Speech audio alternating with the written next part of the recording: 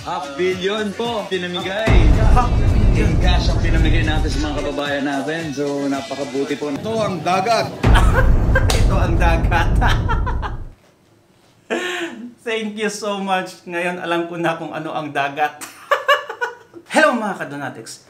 Ito ang mangyayari sa'yo pagkaalyansa mo si Tambaloslos Martin Romualdez. Kung isa kang politiko, avoid at any cost na magiging kaalyado mo si Tamba. Bakit? Well, isang kandidatura sa Manila mga kadonatics pagka-mayor, si Sam Versosa. At nakitaan sa video ang way of campaigning niya. Napakawalang hiya talaga. Dalawa lang niya magiging resulta mga kadonatics pag may kaugnayan ka kay Tamba. Una, magiging walang kwenta ka. Pangalawa, napakawalang kwenta. Pili na lang kayo kung saan mas fit sa kanila. Noon mga kadonatics, before the video, hindi alam ng mga tao na kaalyado pala niya si Tambaloslos. Noy, nakitaan sa video. Ngayon, nag-iba yung perspective ng mga Manileño. Mas lalong lumakas kayo si Isko Moreno. Well, so much for that mga kadonatics. Let's watch the video.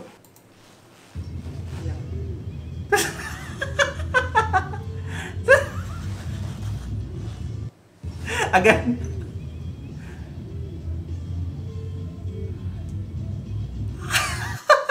Isa pa.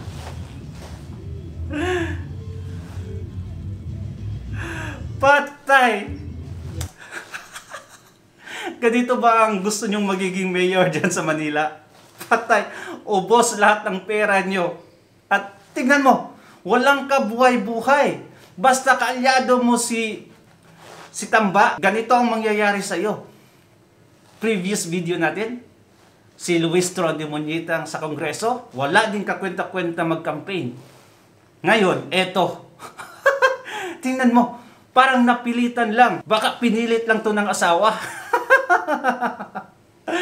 Ay, nako, wala talaga sa puso ang pangangampanya. Clear pa sa palengkera, sa palasyo mga kadonatics, na wala talaga sa puso niya ang pagtulong. Yumaman lang to dahil sa pyramiding scheme, yung front row niya. Pero aside from that, Manileño. Look at this video. Look at this. Kung ganyan ang magiging mayor nyo, nako, mas mabuti pang mag-abroad kayo sa Mindanao. Alam nyo ba, I don't like Mayor Isko Moreno. Sa last year ng kanyang termino, may mga bagay siya na hindi sang-ayon sa publiko na ginawa. Pero yung performance niya talaga mga kadonatics, kahit hindi ako taga Manila, gustong-gusto ko. Decisive, competent leader talaga siya. Kung ano yung gusto niyang mangyari, mangyayari talaga. Na-inspired masyado yan siya during the time of PRRD. Kaya ganun yung the way of campaigning niya. At totoo talaga. Lahat ng mga sinabi niya sa campaign, nangyayari. Second term na to ni Isko Moreno, mananalo siya. Another video mga kadonatics kung saan kasama niya si Martin Tamba Romualdez na nag-donate ng 500 million. Saan galing yung pera? 500 million mga kadonatics i-donate kay Sam Versosa. For what? Grabe no? Grabe talaga you see. Let's go na lang. Panoorin natin. Eto. Ito, 500 million po pinamigay. 500 million. In cash ang pinamigay natin sa mga kababayan natin. So napakabuti po ng ating Congress, 19th Congress kasama ating Speaker Martin Romualdez. Again. Ito, 500 million po. Half billion. Tingnan yung tawa ni... Ay nako. Grabe talaga no? Pamudmud ng pera. Speechless. Ganyan yung campaigning nila mga kadonatics. Mamudmud ng pera para may tao. Kasi kung walang pera, if money is not involved, lalangawin to sila. Ganito yung mga liderato natin ngayon. So, be wise na lang tayo. Be vigilant. Open our eyes. Makinig sa tama. Nasa tama talaga tayo. Kahit pa sinabi nila na mali tayo. Pero tingnan mo lang. Mga ebidensya are enough, no? Para masabihin natin nasa tama tayo. Let's go. Pinamigay. In cash ang pinamigay natin sa mga kababayan natin. So napakabuti po ng ating Congress, 19th Congress kasama ating Speaker Martin Romualdez. please lang, huwag niyong iboto to si Sam Versosa. Dahil sikat yung asawa niya na si Rian, kilala niyo siya masyado dahil sa front row niya. Pero aside from that, he is nothing. He is not there to serve. Trust me. Eto mga kadunatik, si Kiko Mansing Pangilinan. Last time, nabash daw siya masyado. Paano hindi mabash kung ganyan yung campaigning mo? Eto na naman, nag-viral na naman yung isang video niya. Paano kasi, nilecturean yung mga manunood, ang audience, ito. Ito ang dagat. Ito ang dagat. Thank you so much. Ngayon alam ko na kung ano ang dagat. At saan makita sa dagat. Ay nako, ito talagang mga makaliwa. Napaka-obvious talaga the way they campaign. Kasi wala talagang kwenta.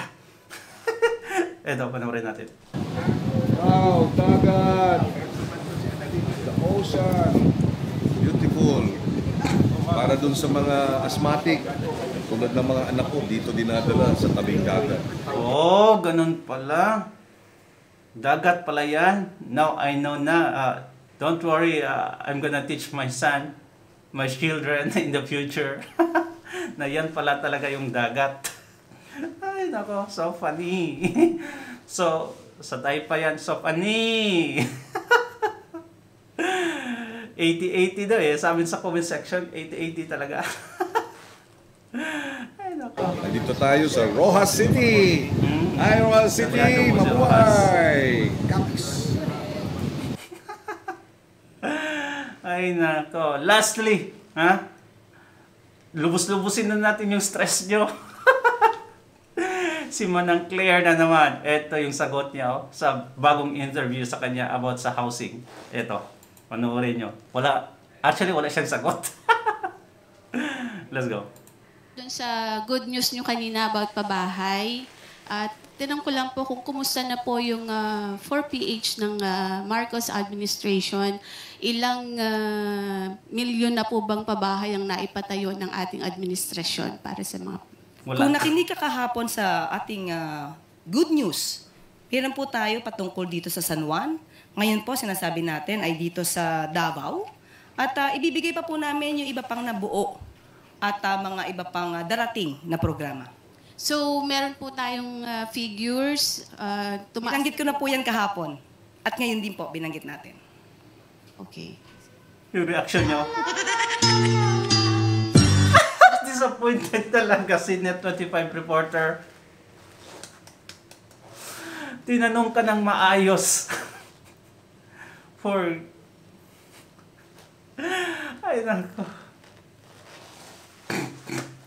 Mukhang high pa ata to bago pumasok dyan eh. Nako, grabe. Figure lang ha. Kanina pa yung reporter dyan. Of course, from the beginning, mas maaga pa yan sa'yo. Dapat nalaman niya na.